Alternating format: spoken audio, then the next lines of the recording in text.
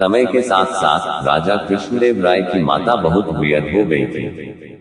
एक बार वह बहुत बीमार पड़ गई। उन्हें लगा कि अब वे शीघ्र ही मर जाएंगी। उन्हें आम बहुत पसंद थे, इसलिए जीवन के अंतिम दिनों में वे आम दान करना चाहती थी। सो उन्होंने राजा से ब्राह्मणों को आमों को दान करने की इच्छा प्रकट की। वह समझती थी कि इस प्रकार दान करने से उन्हें स्वर्ग की प्राप्ति होगी। सो कुछ दिनों बाद राजा की माता अपनी अंतिम इच्छा की पूर्ति किए बिना ही मृत्यु को प्राप्त हो गई। उनकी मृत्यु के बाद राजा ने सभी विद्वान ब्राह्मणों को बुलाया और अपनी मां की अंतिम अपूर्ण इच्छा के बारे में बताया। कुछ देर तक चुप रहने के पश्चात ब्राह्मण बोले, ये तो बहुत ही बुरा हुआ महाराज। अंतिम इच्छा के पूरा न होने की दशा में तो उन्हें मुक्ति ही नहीं मिल सकती। वे प्रेत योनि में भटकते रहेंगे। महाराज, आपको उनकी आत्मा की शांति का उपाय करना चाहिए। तब महाराज ने उनसे अपनी माता की अंतिम इच्छा की पूर्ति का उपाय पूछा। ब्राह्मण बोले, उनकी आत्मा की शांति के लिए आपको उनकी पुण्यतिथि पर सोने के आमों का दान करना पड़ेगा। अतः राजा ने मां की पुण्यतिथि पर कुछ ब्राह्मणों को भोजन के लिए बुलाया और प्रत्येक को सोने से बने आम दान में दिए। जब तेनालीराम को ये पता चला तो वह तुरंत समझ गया कि ब्राह्मण लोग राजा की सरलता तथा भोलेपन का फायदा उठा रहे हैं। सो उसने उन ब्राह्मणों को पाठ पढ़ाने की एक योजना बनाई। अगले दिन तेनालीराम ने ब्राह्मणों को निमंत्रण पत्र भेजा। उसमें लिखा था कि तेनालीराम भी अपनी माता की पुण्यतिथि पर दान करना चाहता है, क्योंकि वह भी अपनी एक अधूरी इच्छा लेकर मरी थी। जब से उसे पता चला है कि उसकी मां की अंतिम इच्छा पूरी न होने के कारण प्रेत योनि में भटक रही होंगी, वह बहुत ही दुखी है और चाहता है कि जल्दी उसकी मौत की आत्मा को शांति मिले।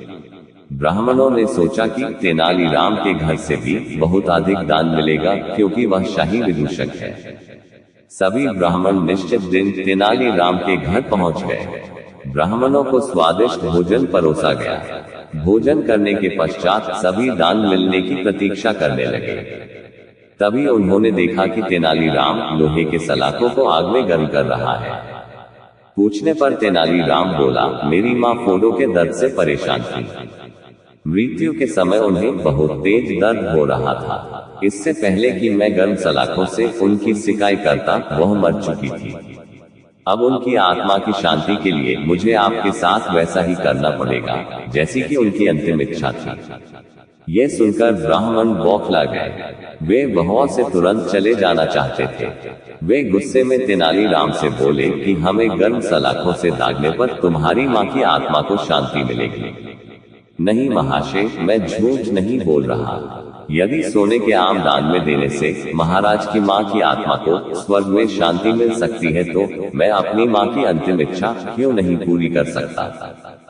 यह सुनते ही सभी ब्राह्मण समझ गए कि तेनालीराम क्या कहना चाहता है।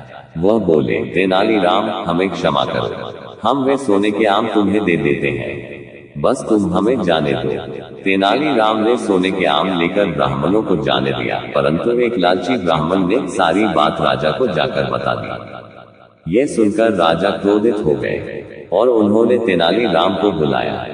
वे बोले, तेनालीराम, यदि तुम्हें सोने के आम चाहिए थे तो मुझसे मांग लेते। तुम इतने लालची कैसे हो गए कि तुमने ब्राह्मणों से सोने के आम ले लिए। महाराज, मैं लालची नहीं हूँ, अपितु मैं तो उनकी लालच की प्रवृत्ति को रोक रहा था।